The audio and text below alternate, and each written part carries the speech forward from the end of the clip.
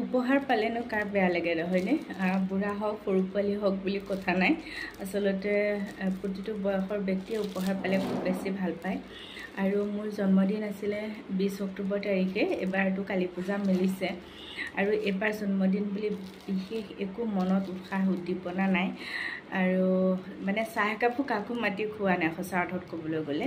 কেৱল শিঙৰি মন্দিৰলৈ গৈছোঁ। আৰু আচলতে জুবিনদাৰ ঘটনাটোৰ পিছৰ পৰা একোৱে মানে ভাল নলগা নিচিনা হৈ গৈছে। তথাপি আমি ফেচবুকত কাম কৰি আছোঁ, যিহেতু এইটো আমাৰ প্ৰফেশ্যন। আৰু যিহেতু কালী পূজা দেৱালী দুদিন বন্ধ আছিলে, তাৰপিছতে এদিন খুলিলে, সেইদিনা আকৌ মই ছুটি ল'ব লগা হ'ল। আকৌ তাৰ পিছদিনাখন কালি আকৌ ভাটি তেতিয়া বন্ধ আছিলে, গতিকে আজি মোক উপহাৰটো দিছে। একেলগে কৰোঁ স্কুলত ডিম্পী মেমে। আচলতে উপহাৰ পালে খুব বেছি ভাল পাওঁ মই। গতিকে মই ভাবিলোঁ এটা ভিডিঅ' আকাৰে মই স্মৃতিবোৰ ধৰি ৰাখিম। সেইকাৰণে মই লগে লগে স্কুলতে মই খোলা নাই আৰু ভাবিলোঁ যে ঘৰত গৈ ধুনীয়াকৈ খুলিম। আৰু গাও মানে অলপ অলপ বেয়া, চৰ্দি কিবাকিবি হৈ আছে। গতিকে আৰু সকলোকে মই সেইদিনা ভিডিঅ' আকাৰে বাৰু ধন্যবাদ নজনালোঁ।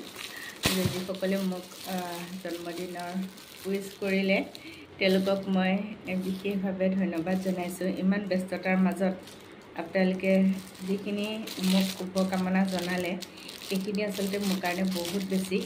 গতিকে একেবাৰে খুলিয়ে চাওঁ, ইমান ধুনীয়া লাগিছে কালাৰটো, গোল্ডেন কালাৰ, খুব বেছি ধুনীয়া। গতিকে thank you so' much Dimpi ma'am